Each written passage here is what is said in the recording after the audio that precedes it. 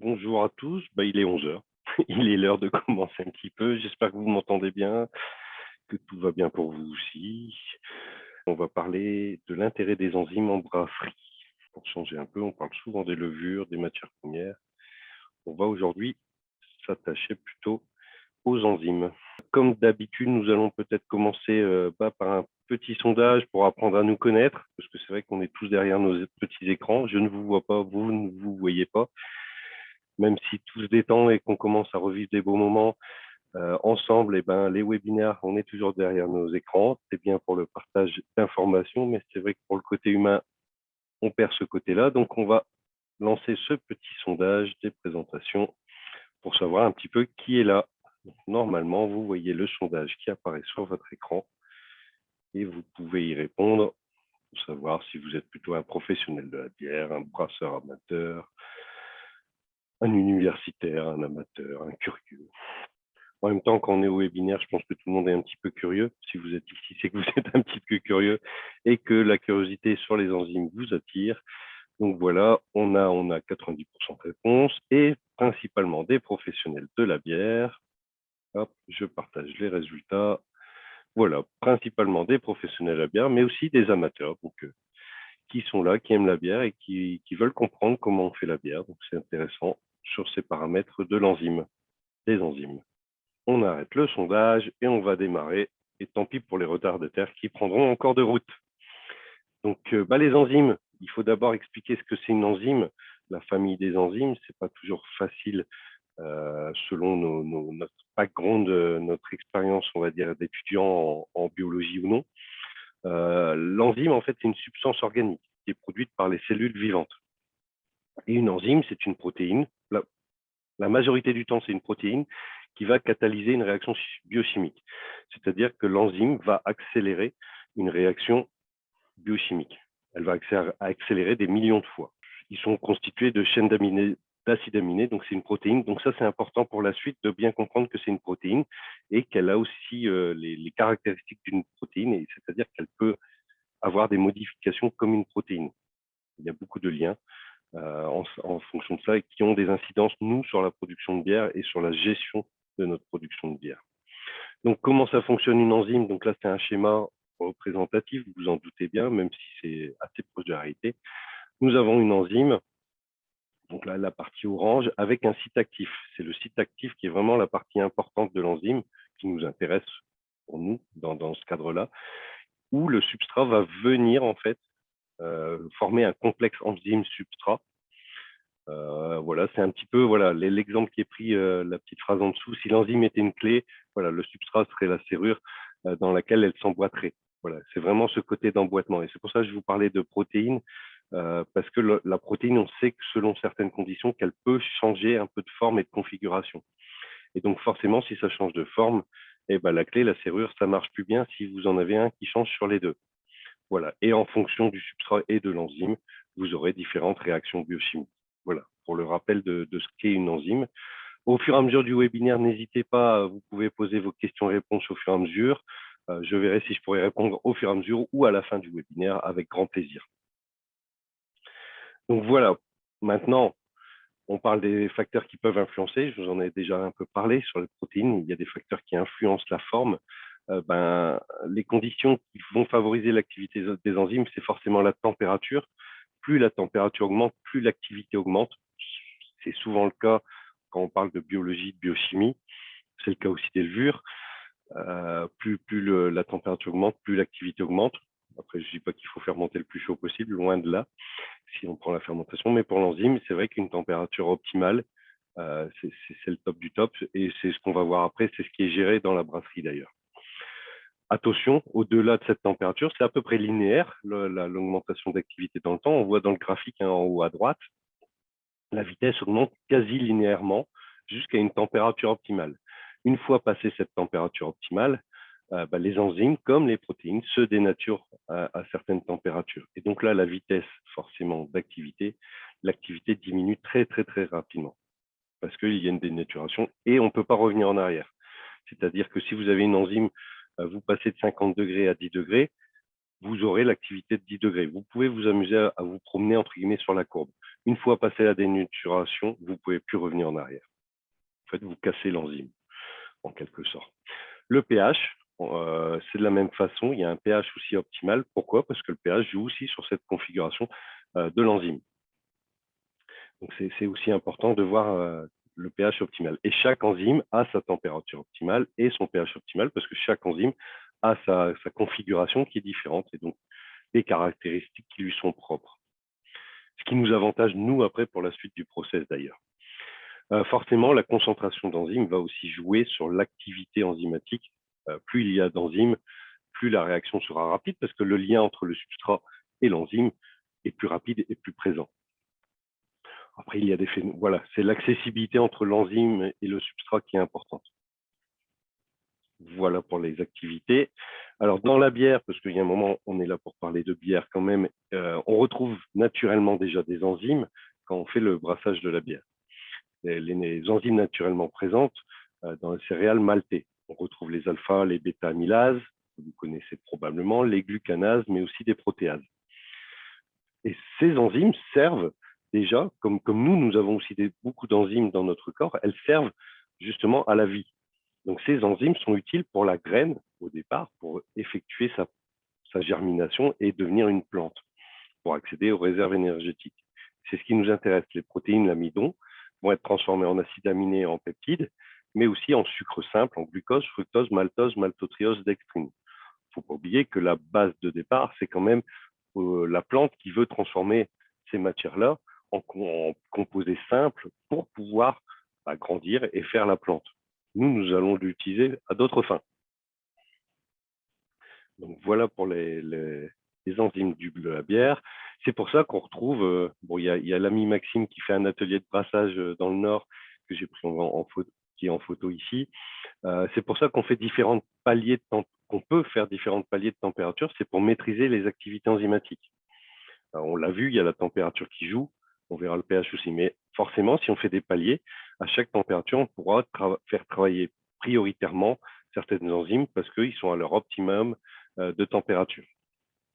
Donc voilà un schéma assez classique qu'on retrouve dans tous les cours de brasserie, entre guillemets, et qu'on peut faire varier en fonction de chaque besoin et de chaque process aussi, et de chaque outil. C'est le jeu. Alors le brassage, bah oui, c'est un vrai réacteur enzymatique. Moi, une des choses qui m'a attiré vers la brasserie, c'était justement la complexité du process, où il y a un peu de tout. Enfin, il y a de l'enzymologie avec un réacteur enzymatique. Le brassage, c'est vraiment de l'enzymatique, où on peut faire les différents paliers et du coup travailler chaque enzyme qui est déjà les enzymes qui sont déjà présentes dans le malt. On a le palier protéolytique avec les protéases à 45-50 degrés, avec un pH plutôt acide à 3,8, 5,3. Ce palier est de moins en moins effectué parce que la qualité des maltes aussi a évolué dans un bon sens, clairement pour les brasseurs. Après, on a l'action des glucanases et bêta-amylases plutôt sur le même palier, qui ont aux alentours de 60-65 degrés, avec un pH plutôt à 5,4, 5,6 pour la bêta, un petit peu plus acide pour la glucanase, 4,5, 5,5. Et l'alpha-amylase qui, elle, travaille à température plus chaude entre 70 et 75 degrés avec des pH 5,6, 5,8. Donc, les températures, entre guillemets, c'est facile parce qu'on peut faire les paliers et donc vous pouvez travailler vos différents optimums de température. Le pH, c'est vrai que c'est un peu plus compliqué. Vous voyez, il y a des pH un petit peu différents selon les enzymes. L'idée, c'est de trouver le bon ratio et souvent, on dit qu'il faut un pH à peu près à 5,6 à l'empâtage. Donc après, tout dépend aussi de ce que vous voulez faire travailler. Le pH peut être aussi une ligne de conduite de votre brassage, justement, pour la partie enzymatique. Voilà pour notre petit réacteur enzymatique qu'est le brassage. C'est marrant de parler avec ces mots-là, alors qu'au quotidien, on parle de brassage. Alors, allons un peu dans le détail de chaque enzyme, justement, à quoi elles peuvent servir et quel est leur intérêt pour la production de bière. Les protéases, comme son nom l'indique, les noms des enzymes est souvent assez simple à comprendre leur action. Les protéases vont venir hydrolyser les protéines en acides aminés. Alors, le pH, là, c'est le pH d'une enzyme qu'on peut ajouter. Par exemple, on est à 4, 5, 8 en pH, donc c'est une fourchette très large avec un optimal 40-50. Alors, les protéines dans la bière vont être importantes pour la tenue de mousse.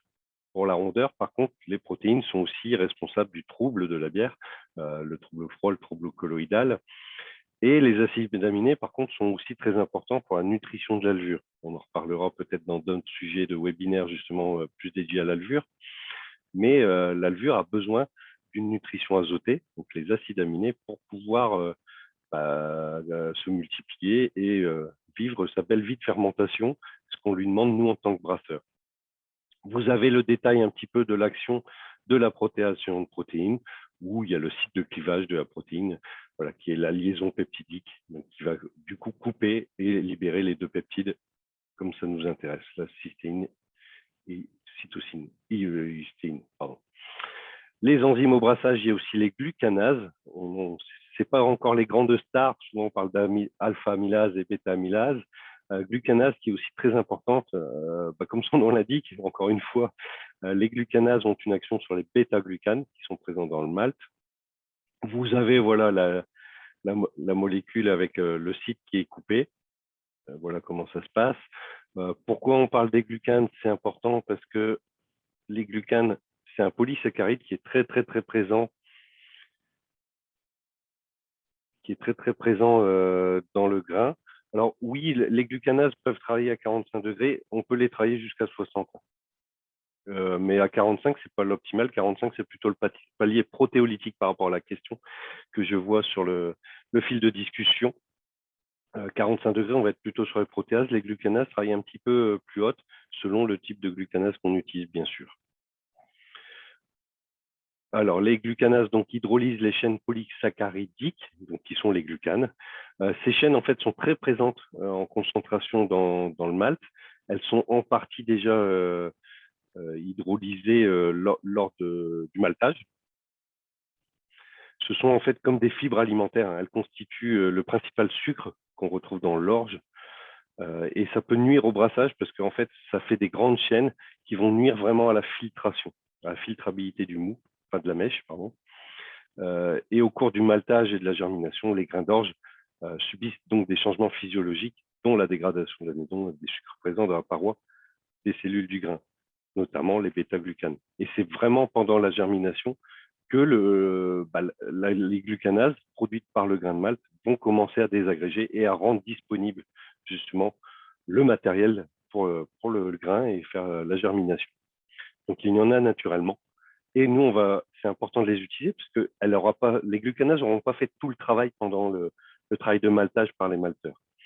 Donc, il faut continuer à faire ce travail pendant le brassage parce que c'est un réseau très dense qui va vraiment nuire à la viscosité et à la filtrabilité du mou et ça va même emprisonner, entre guillemets, certains granules d'amidon. Donc, le fait que la glucanase rende disponible l'amidon va améliorer aussi votre rendement. Voilà pour les glucanases. Des essais ont été faits justement avec des glucanases pour voir voilà, l'impact des glucanases. On voit une diminution du temps de filtration assez rapidement. On voit un meilleur assèchement des drèches. On voit aussi un meilleur rendement. Alors quand je parle de meilleur rendement, vous n'allez pas doubler non plus votre rendement. Vous allez gagner l'ordre de grandeur, c'est 0,1, 0,2 plateau sur une filtration, ce qui n'est pas négligeable du tout. Et vous allez aussi un peu mieux protéger votre mou à l'oxydation. En fait, vous allez diminuer entre autres selon la taille de votre brasserie, mais vous allez diminuer les piochages. Si vous êtes sur une grosse brasserie, il faut piocher pour parfois parce que ça colmate un peu. Vous diminuez le nombre de piochages en fait quand vous utilisez de la glucanase. Voilà pour les glucanases. Les grandes stars du brassage, les amylases. Les bêta-amylases en fait sont bien connues, elles sont constitutives, c'est-à-dire qu'elles sont déjà présentes dans le grain. Et ces enzymes-là, elles travaillent 60-65, à un pH de 5,4-5,6, elles sont rapidement inactivées à 70 degrés.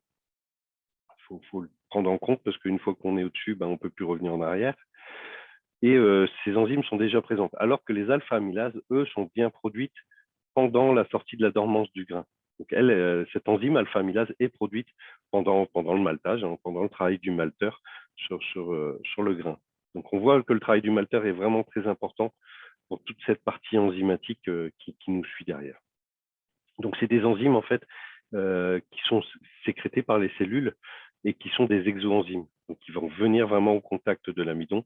Et bon, il y a le petit dessin voilà, qui représente un peu l'amidon qui arrive et, allez, vulgairement, qui est coupé en glucose, même si on sait que c'est pas aussi simple. Voilà, c'est un peu plus complexe en réalité. On sait que pardon, les bêta-amylases vont venir couper les liaisons 1,4 sur l'amidon et les alpha, que j'ai un trou de mémoire, forcément, c'est les 1,4. Je mélange toujours, je suis désolé. Je crois que c'est les 1,3. Voilà, j'ai un petit doute, excusez-moi. Voilà, donc il y a une coupe qui se fait différemment en fait. La bêta-amylase, qu'il faut retenir, c'est qu'elle va plutôt faire des glucoses, des maltoses, pardon, excusez-moi, qui sont le maltose, deux molécules de glucose liées. Donc c'est des DP2, des disaccharides.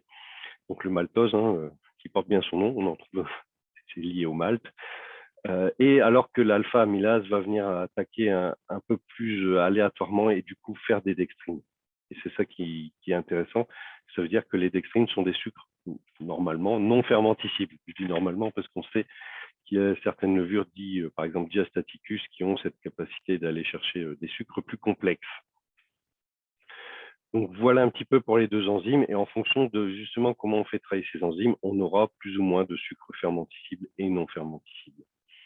Un test très important justement pour voir si l'activité enzymatique a bien eu lieu pendant le brassage. C'est un test tout simple. Je me rappelle l'avoir fait moi au lycée, donc c'est vraiment un test qu'on a tous plus ou moins déjà vu à l'école, je pense. C'est d'utiliser le test à l'iode. Donc en fait, on vérifie que l'amidon est bien transformé en sucre fermenticible. Donc il faut prélever du mou et déposer sur une petite coupelle. Et on dépose la petite goutte d'iode. Alors, est-ce que les couleurs sont inversées?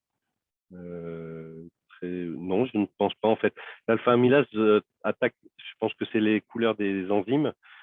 Sylvain, non, parce qu'en fait, l'alpha-amylase tape un peu n'importe où, je crois, alors que les bêtas font bien deux sucres à chaque fois. Elle est beaucoup plus linéaire. Voilà. Donc pour le test à l'iode coloration bleue, c'est que la saccharification n'est pas terminée et qu'il y accorde la présence d'amidon. Si c'est jaune, l'amidon s'est bien transformé en sucre, donc on peut continuer les étapes de process. Alors une coloration bleue, il n'y a pas 36 000 solutions. Soit on continue, ça veut dire qu'on laisse l'enzyme travailler plus longtemps, soit on est déjà trop chaud et il n'y a plus d'enzymes, etc. Donc par une erreur technique, ça peut arriver, on a cramé les enzymes, donc là, entre guillemets, vous êtes un petit peu mal barré. La seule solution, ça serait de refroidir, de rajouter de l'enzyme en dehors du brassin, rajouter de l'enzyme ou de gérer le brassin comme ça. Mais voilà, le test à l'iode est vraiment important. C'est quelque chose de simple qui coûte pas cher et il faut le faire quand même le plus possible. Je sais que c'est souvent zappé parce qu'on se dit que ça marche tout le temps et que tout va bien. Et c'est vrai que les maltes sont de meilleure qualité, ont des pouvoirs diastasiques qui sont aujourd'hui très très bons. Donc voilà, mais on sait aussi que parfois il y a des recettes où il y a de moins en moins peut-être de malt classique, donc des pouvoirs diastasiques parfois qui peuvent faire un peu défaut. Donc n'hésitez pas à faire votre test à l'iode régulièrement, vous saurez, parce que l'amidon, ça peut être un problème pour votre filtration, ça peut être, vous pouvez créer un trouble de l'amidon. Voilà, ça peut être vraiment une problématique. Voilà, les actions des enzymes, on les voit en termes d'analyse entre le malt et le mou.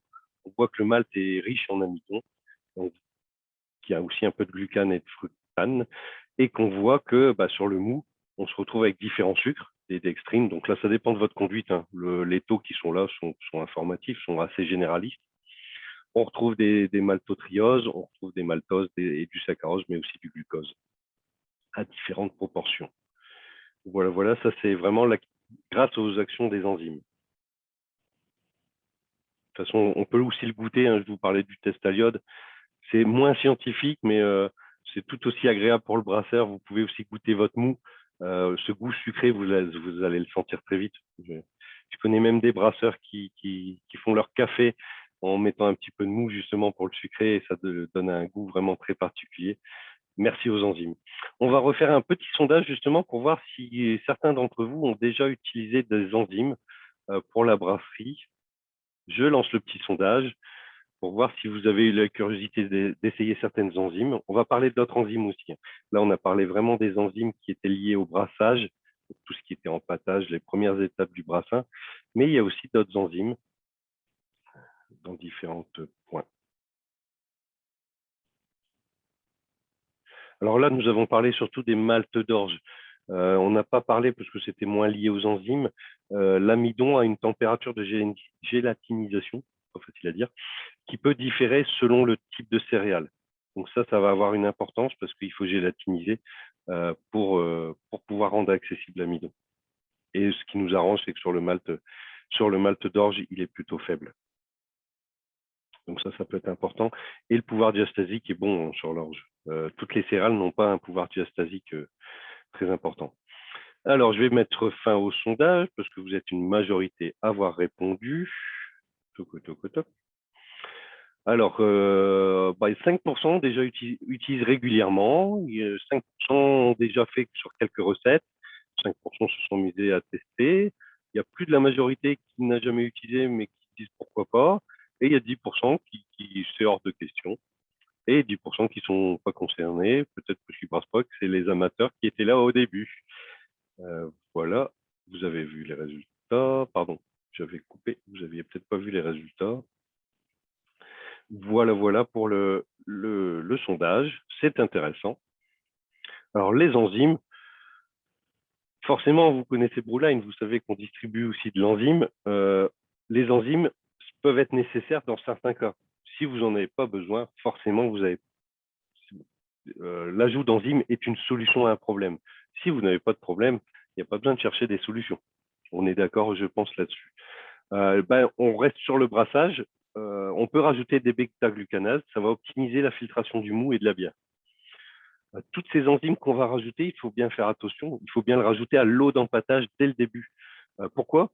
Ça reprend les activités des débuts. Oui, pour Michel, oui, je confirme dans Nature et Progrès, je pense que les ajouts d'enzymes sont interdits. Par contre, on va en parler aussi par la suite, c'est compatible avec le bio. Voilà pour cette partie, on va dire, un peu réglementaire. C'est important aussi.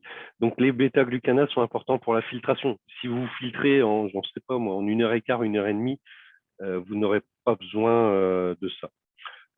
Pourquoi c'est interdit en Nature et Progrès? Alors, je ne suis pas grand spécialiste forcément de Nature et Progrès, mais je pense qu'il doit y avoir zéro intrant extérieur vraiment sur ces produits Nature et Progrès. Par contre, en bio, en fait, ils ont un intérêt, comme la bêta-glucanase, sur la clarification, et donc ça devient un auxiliaire technologique de clarification, donc c'est compatible bio avec cette démarche. Parce que ça améliore le trub, et du coup, vous avez un mou plus clair et mieux clarifié de toute façon quand vous utilisez des glucanases. Donc, vous améliorez votre filtration. Bien utiliser avec ce que je disais avec l'eau de l'empâtage. Pourquoi? Parce qu'on a vu au tout début, l'enzyme, il faut qu'elle soit en contact avec le substrat. Donc, il faut que ça soit homogène, qu'il y en ait entre guillemets partout dans votre mèche. C'est important. Même la Irish Moss est interdite. Je n'en mettrai pas ma main au feu, mais je pense. J'en suis pas sûr du tout. Voilà pour la bêta-glucanase. Pour la protéase, donc ça peut être utilisé. On peut en rajouter justement pour justement dégrader de la protéine et éviter le trouble au froid et aussi améliorer la nutrition de l'alvure. C'est selon les besoins. Moi, je me rappelle historiquement, ça m'arrivait de le faire pour préparer un mou pour faire de la propagation de levure. Donc ça peut être utile parce que là, on veut nourrir l'alvure. Donc ça, c'est important. La tenue de mousse, c'est un peu moins important. Donc, il y avait vraiment des avantages à avoir un beau palier protéolytique lorsqu'on est rajouté de l'enzyme pour avoir une belle nutrition de l'alvure. Quand on fait de la propagation, c'est très important. Et l'amylase, donc l'amylase, c'est pareil, ça va être utile si vous avez un manque de pouvoir diastasique parce que vous mettez du grain cru ou ce genre de choses, parce qu'il y a trop de céréales différentes ou parce qu'il y a eu une erreur et que vous avez empâté trop chaud et que vous avez, entre guillemets, cramé vos enzymes. L'ajout d'enzymes va vous permettre de peut-être sauver votre brassin. Voilà ce qui peut être utilisé. J'ai oublié, mais pour la glucanase aussi, ça peut être très utile. Je pense entre autres aux bières avec de l'avoine qui sont très très riches en glucane. Et on sait que c'est compliqué. Ça peut être des journées très compliquées quand on fait des bières riches en avoine. Donc la glucanase peut vraiment vous simplifier la vie sur ce type de bière. On a d'autres enzymes qui rentrent aussi, qui peuvent rentrer dans le process de la bière, qui sont liées, les deux premières, la bétaliase et la glucosidase, à ce qu'on appelle la biotransformation avec le houblon. Donc la bétaliase va amplifier l'expression aromatique via la révélation avec les thiols. Je vous invite, je pense qu'il y a un webinaire en ligne déjà sur le sujet. On va rappeler rapidement quand même le concept, mais il y a un webinaire, n'hésitez pas à y accéder. Il y a aussi un livret qui est disponible sur le site web Brewline. Il y a de plus en plus de publications et de recherches sur le sujet qui sont vraiment intéressants. Donc là, c'est pour la révélation des thiols. C'est une enzyme qui est produite par la levure et qui va justement libérer des thiols qui sont des précurseurs thiolés, qui vont libérer des thiols qui sont présents dans le houblon. La glucosinase va, elle, libérer des terpènes. Donc ça, c'est assez connu aussi dans le principe de houblon, avec le houblonnage accru, c'est de la biotransformation du houblon. Vous avez une enzyme qui peut être tout à fait utile, c'est l'acétolactate décarboxylase. On va voir plus en détail comment elle fonctionne. Et l'amyloglucosidase qui hydrolyse les sucres non fermentescibles du mou, qui peut être sympathique dans certains cas et certains styles. Alors les bétaliases, alors ça peut peut-être faire mal aux yeux vu comme ça, il y a beaucoup de molécules, mais vous avez des précurseurs thiolés en fait, qui sont présents par le houblon. Et en fait, la levure, on peut jouer sur sa nutrition pour qu'elle produise l'enzyme bétaliase qui va venir justement libérer les thiols. Voilà un petit peu comment on peut retenir le système. Aujourd'hui, le relargage est assez faible. On sait l'améliorer justement en jouant sur la nutrition azotée, donc, avec des nutritions aussi bien adaptées, qui s'appelle le Craft Arome chez nous, par exemple. Mais en fait, cette nutrition va permettre de relarguer quelques pourcents de thiols. On est loin des 100% de thiols, mais ce qui est intéressant, c'est que ces thiols ont des seuils de perception très, très, très, très bas. On est l'ordre du nanogramme par litre. Donc, voilà, une goutte d'eau dans une piscine et vous sentez tout de suite l'odeur que vous allez la sentir tout de suite parce que le seuil de perception est très, très bas. Et les principaux précurseurs, en fait, qui sont présents dans le houblon vont amener des goûts de fruits de la passion, de mangue, et de pamplemousse d'agrumes. Donc c'est ce qui est vraiment intéressant. C'est le 3MH et le 3MA, voilà, qui est sur le schéma. La bêta-glucosidase qui peut être produite par la levure, mais qui peut aussi se trouver sous forme enzymatique pure, va, elle, séparer certains terpènes avec des glycosides. Et donc, ça va permettre de sentir les terpènes. Parce qu'une liés, on ne les sent pas, on ne les ressent pas. Par contre, une fois qu'ils sont coupés par l'enzyme, on libère forcément la partie terpénique et donc qui va amener des notes, par exemple de litchi sur certains terpènes. Le linalol est l'un des plus connus sur les houblons et les plus intéressants. Donc forcément, ces biotransformations, que ce soit sur les thiols ou sur les terpènes, dépendent des variétés de houblons utilisées. Forcément, il faut du substrat. On dit toujours qu'il faut de l'enzyme, mais il faut du substrat aussi. Selon les houblons, les quantités de substrat sont différentes. Et donc, chaque substrat étant un peu différent pour les terpènes, par exemple, il peut y avoir un changement léger de profil aromatique. Mais vous aurez plus d'arômes. C'est ça qui est intéressant là-dessus. Il y a l'acétolactate décarboxylase à retenir par cœur. En fait, cette enzyme, mais comme son nom l'indique, va aller jouer sur l'acétolactate. Et ici, vous avez un petit peu un schéma qui reprend certaines voies métaboliques de la levure. Le pyruvate qui devient ici l'acétolactate sur sa gauche, qui devient après le diacétyl. Et en fait, cette enzyme va venir justement faire son travail sur l'alpha-acétolactate pour la transformer en acétoïne. Donc, c'est ça qui est intéressant. Ça veut dire que ça va éviter la production de diacétyl. Et donc, ça, sur certains types de bières, on sait que le diacétyl est un faux goût qui est pas forcément bien perçu. C'est ce goût de beurre rance, popcorn, beurre salé. Enfin, voilà, il y a plusieurs descriptifs selon la perception de chacun.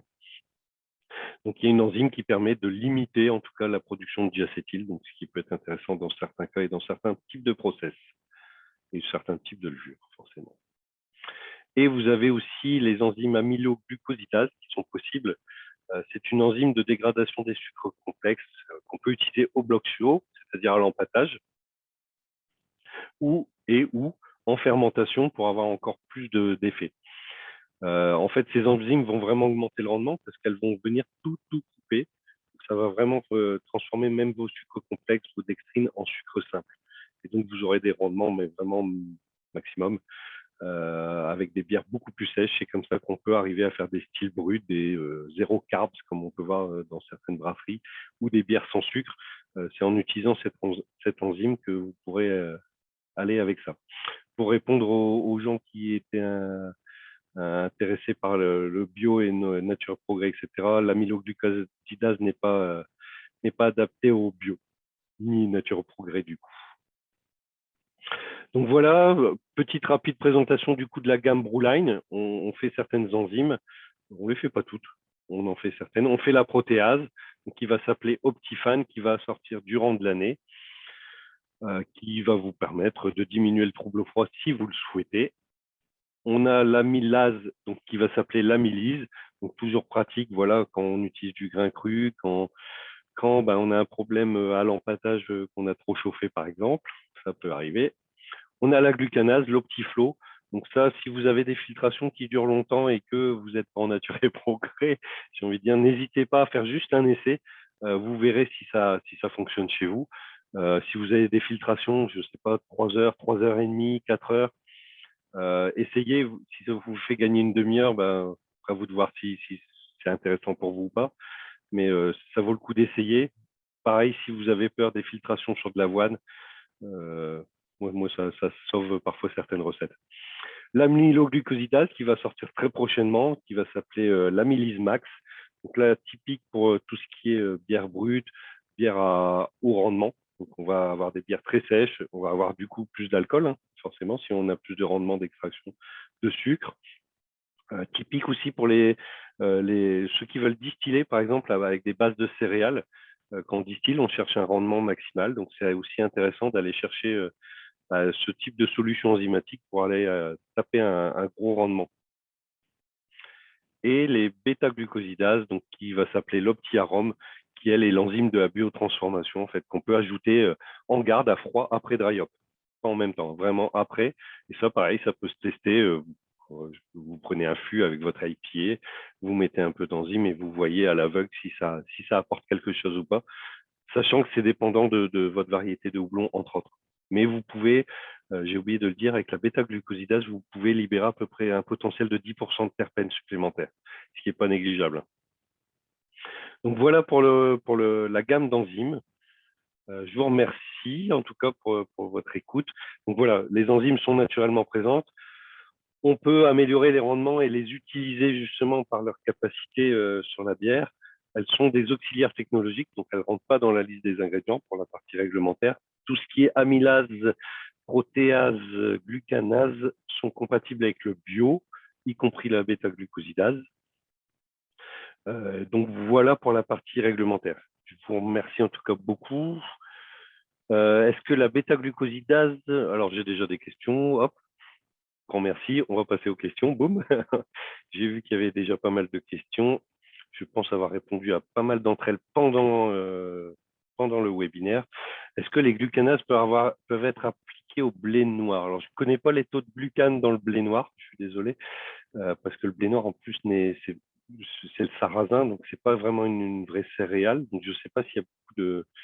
Oui, je sais que la filtration du sarrasin, c'est vraiment du sport, mais je pense que c'est plus lié à la granulométrie du sarrasin, qui est déjà très fin et qui forcément vient boucher les trous, vos plaques de filtration. Je pense que le problème est plus lié là que à la partie glucane. Oui, ça colmate, je sais. Mais je pense que justement, c'est la finesse. C'est comme si vous avez concassé trop fin, et ben ça vient colmater en fond de cuve. Je pense que c'est un peu ça. Mais alors, la protéase, on est en train de regarder justement sur la... Oui, je suis désolé, Yoann, pour ne pas apporter la solution miracle justement sur la bière au sarrasin. Sur la protéase, sur l'utilisation pour le gluten, on est en train de voir justement l'impact. La protéase a forcément un impact sur le gluten étant une protéine. Nous ne savons pas à quel ordre de grandeur encore elle aura un impact. C'est pour ça qu'on ne l'a pas encore sorti aujourd'hui. On est en train aussi de travailler sur tout ce travail-là. J'ai une question sur la bêta-glucosidase, justement, avec le risque de surmoussage. Il est léger parce qu'on ne libère pas tant de sucre que ça. On n'est pas sur les niveaux du hop creep. C'est encore un autre sujet, le hop creep. Le hop creep, c'est vraiment la libération du sucre parce que dans le houblon, il y a aussi des enzymes qui vont taper de la dextrine, un peu comme l'amyloglucosidase, et du coup, qui vont libérer des sucres. Et là, oui, ça a un vrai impact. Là, l'impact est vraiment très, très faible sur la partie aromatique. Alors, est-ce que le Brewline Redox peut se mettre dans une eau de brassage à 72 degrés? Alors, le Redox, c'est l'antioxydant. Donc, ça n'a pas forcément de lien direct avec avec les enzymes, mais à 72 degrés, on peut le mettre, mais en général, on le met dès le début du brassage. Alors, si vous faites un empâtage directement à 72, oui, c'est possible à cette température-là. Après, la température va faire, vous allez perdre, hein. Plus vous allez chauffer, plus vous allez perdre forcément un peu de l'antioxydant avec le temps, mais il est là pour protéger. Et sur la partie enzymatique, justement, avec l'antioxydant, je vous invite à revoir aussi le webinaire sur l'oxygène fait avec Anton Parr, où on parle aussi de la lipoxygénase, qui est une enzyme aussi, qui, elle, on ne veut pas trop, qui est présente aussi dans le malt et qui travaille et qui donne des précurseurs, justement, du transdennonénal, qui fait un faux goût de papier carton, hein, le faux goût un peu de l'oxydation. Donc l'antioxydant est important et justement on peut inhiber ces enzymes et on va sortir aussi un nouveau produit courant d'année justement avec un acide tannique qui permet d'inhiber aussi justement cette lipoxygénase. Alors, comment ajuster les quantités d'enzymes pour chaque application? Alors, vous avez les fiches techniques hein, sur chaque fournisseur, que ce soit Brewline ou d'autres confrères, qui donnent des dosages justement préconisés. Souvent, si c'est à l'empâtage, ça sera par kilo de malt, tonne de malt, selon la taille de votre brasserie. Et après, c'est à vous d'ajuster. Forcément, si vous utilisez énormément d'avoine, vous allez peut-être doser un peu plus. Voilà, ça se pilote vraiment à l'expérience. Vous diminuez si vous voyez, voilà, vous faites un test avec l'enzyme. Si vous voyez une amélioration, déjà vous dites l'enzyme sert à quelque chose, super. Et après, vous essayez de diminuer jusqu'au moment où vous voyez qu'il y a un impact un petit peu négatif et vous avez votre dosage optimal. C'est un peu comme ça que ça se passe. Après, on pourrait aller plus loin et avoir vraiment un côté scientifique avec du dosage de chaque molécule qui vous intéresse, si c'est par exemple les glucanes, etc. Je pense que c'est le pilotage par expérience est plus efficace et plus facile. L'Optiflow peut-il aider à une filtration dans le cas d'un brassin contenant plus de 50% de seigle? Alors, je pense que oui, il peut aider. Je pense que vous aurez quand même des problèmes. Et vous aurez un autre problème aussi. Il faut, je crois, 50% de malt. Ah oui, si c'est du seigle maltais, du coup, vous rentrez dans dans la réglementation et la dénomination bière. Il faut faire toujours attention à cette dénomination et cette réglementation. Oui, ça va aider. Après, vous aurez quand même 50% de seigle, c'est quand même élevé. Voilà, je vous conseille de pourquoi pas l'Optiflow et pourquoi pas rajouter les écorces de riz qui peuvent aussi aider à la filtration. N'hésitez pas à jouer sur plusieurs tableaux quand c'est comme ça. Donc la gamme Brewline est vraiment construite aussi sur voilà, chaque activité et à vous de faire les solutions. Vous pouvez utiliser la glucanase et en même temps l'aminase avec la protéase ou que deux. Enfin voilà, vous choisissez vraiment les enzymes que vous avez besoin par rapport à vos problématiques. À vous de faire, entre guillemets, votre cocktail enzymatique si vous en avez besoin. Chaque recette a peut-être besoin d'un cocktail différent. Donc ça, c'est un choix qui a été fait par Brewline, justement, de vous laisser la possibilité. Certains ont besoin que de glucanase parce qu'ils ont que un problème de filtration. Certains, bah, avec du grain cru, vont avoir besoin de l'amylase et de la glucanase ou de l'amyloglucosidase parce qu'ils veulent aller chercher du rendement. Voilà. Et à vous de faire un peu à votre popote en fonction de vos problématiques et de l'intérêt et de votre objectif de bière. C'est toujours la même chose. L'objectif, c'est de faire une bière. Je crois que j'ai loupé, il y a le petit icône question-réponse qui est ouvert. Alors, comment ajuster? Ah bah c'est Adrien qui a rappelé du coup la question aussi sur le fil de discussion. Donc, je pense y avoir répondu sur les quantités d'enzymes, comment on ajuste les quantités d'enzymes. Donc voilà, j'espère avoir répondu à toutes vos questions. J'espère que bah, cela vous a intéressé, vous a conforté bah, sur le fait de vouloir tester. Il y avait du monde qui avait envie de tester dans le sondage. Donc n'hésitez pas, si vous avez besoin de conseils, vous retrouvez mes coordonnées aussi bah, là sur l'écran, Pierre Fauchois, je suis sur la région France et Belgique.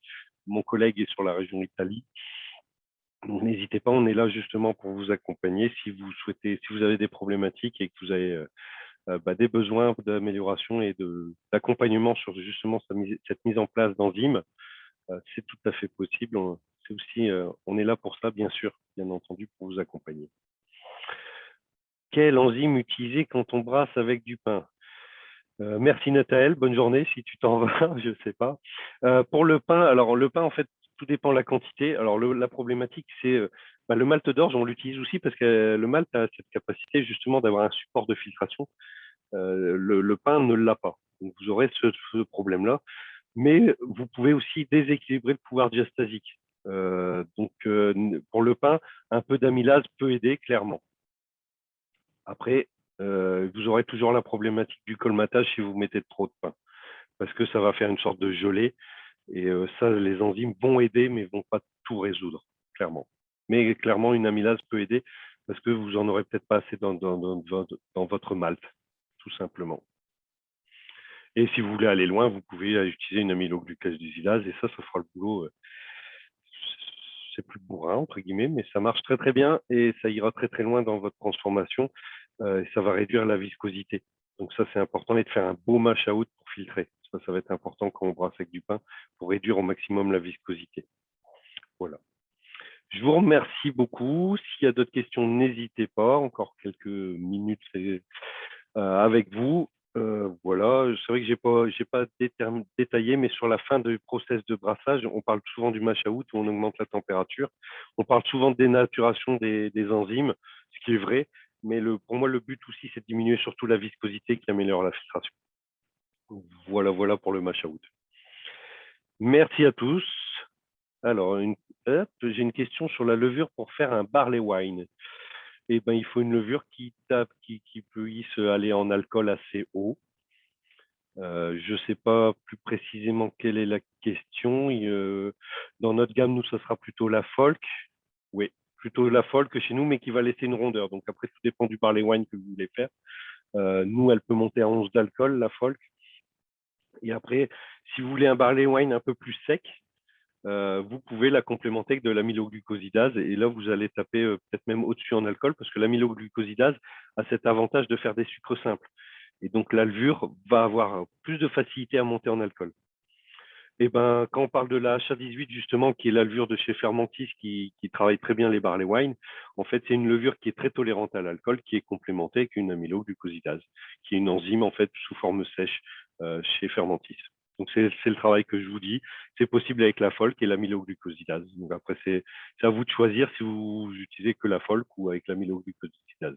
La HA18, il y a l'enzyme, et c'est pour ça que c'est une levure qu'il faut utiliser une fois et qu'on ne peut pas repitcher, que la partie enzymatique après n'est plus active si vous voulez rebrasser avec. Voilà pour la partie barley wine. Et puis pour les choses un peu chaleureuses, c'est vrai qu'il ne fait pas encore très chaud, donc cette saison encore, il n'y a pas de problème. Mais l'amyloglucosidase marche bien aussi sur les bières type Pils très très sèches, par exemple, si vous voulez quelque chose de très rafraîchissant cet été. Donc ça marche sur différents styles. Voilà. Merci beaucoup à tous, et si vous avez des questions, n'hésitez pas à me contacter. Vous avez mon mail, ou sinon sur les réseaux sociaux.